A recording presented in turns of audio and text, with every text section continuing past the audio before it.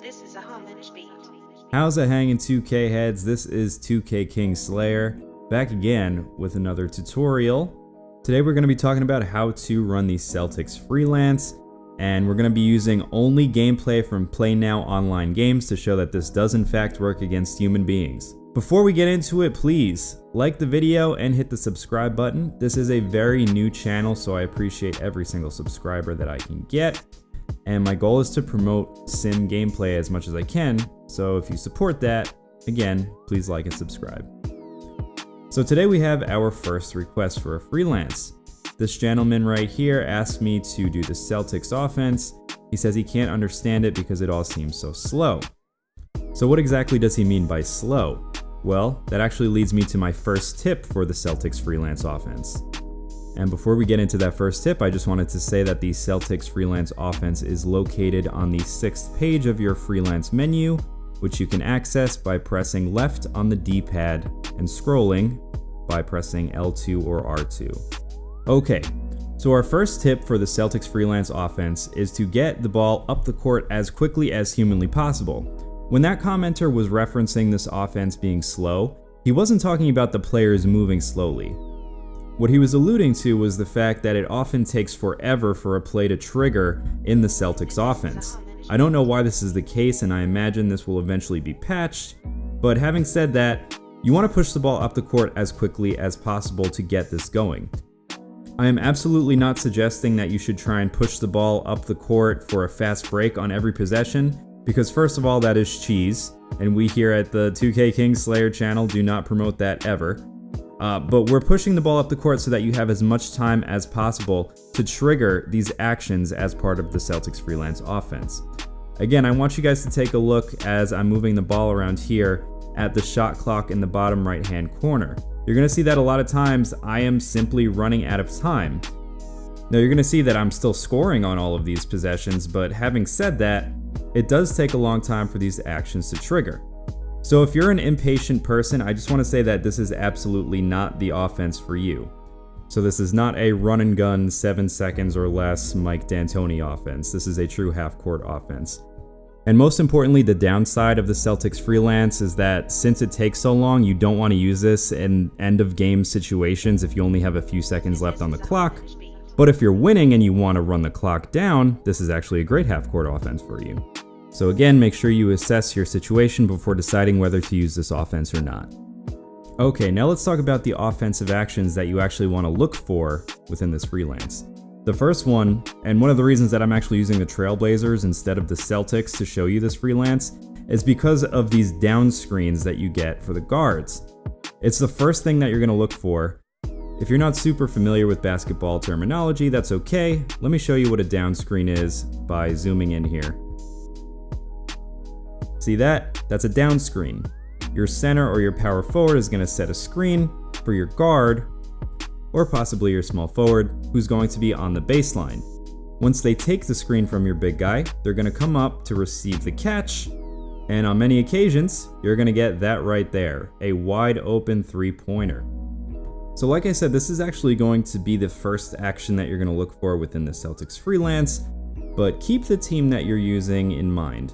So when I did my flow freelance, I used the Pelicans, but this freelance right here and this particular action would not exactly be great for the Pelicans because Drew Holiday and Rajon Rondo coming off of down screens, I don't know about that. That's not exactly high efficiency offense. But you can see right here, sometimes you're not going to get a three, but you'll be able to dump the ball into your big guy who's cutting after the screen.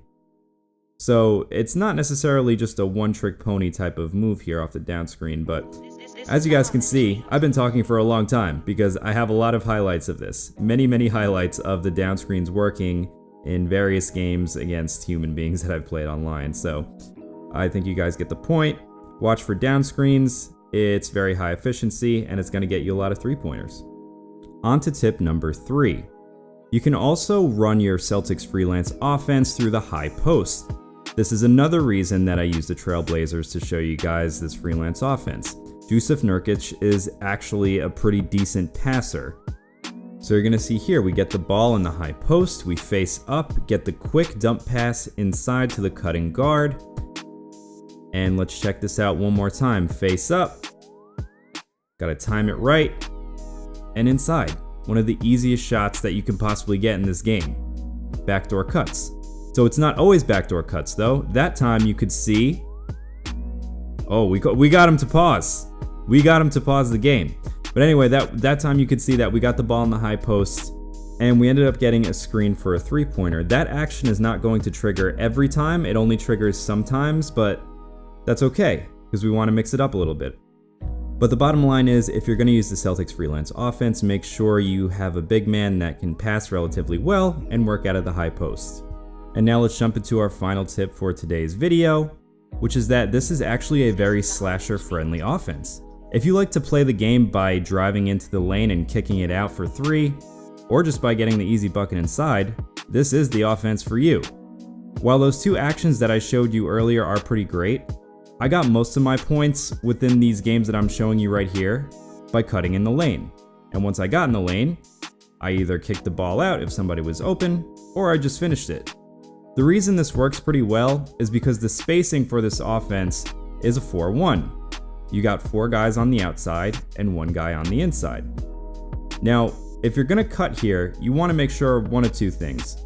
Either you're gonna be cutting with your big guy from the high post, kind of like I showed you guys before, working out of the high post, or you wanna make sure that your big guy is not directly inside the lane, because that's gonna cause congestion.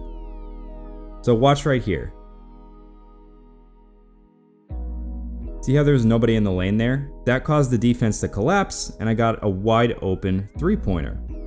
So basically you can't just drive the lane all willy-nilly. You have to either drive the lane with your guy from the high post, or you have to make sure that he is out of your way. Like I said, most of my points using this offense for this group of games actually came from this, rather than the two actions that I showed you earlier. So once again, Trailblazers, great for this offense. And if you have a my player or a guy on your my team that's really good at penetrating and kicking the ball out, this is probably a pretty good option for you.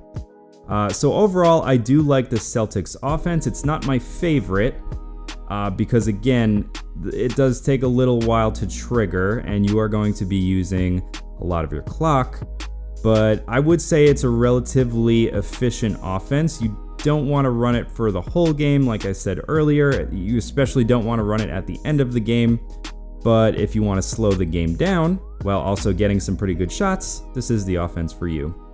So yeah, that was my first request on this channel. I read every single comment because I'm currently unpopular enough to do that. So leave me a request of what you guys want to see me do next in terms of either freelances or money plays or whatever, and I'll see what I can do. Also, once again, be sure to like the video and subscribe if you have not done so thus far. We'll see you soon. Thanks for watching.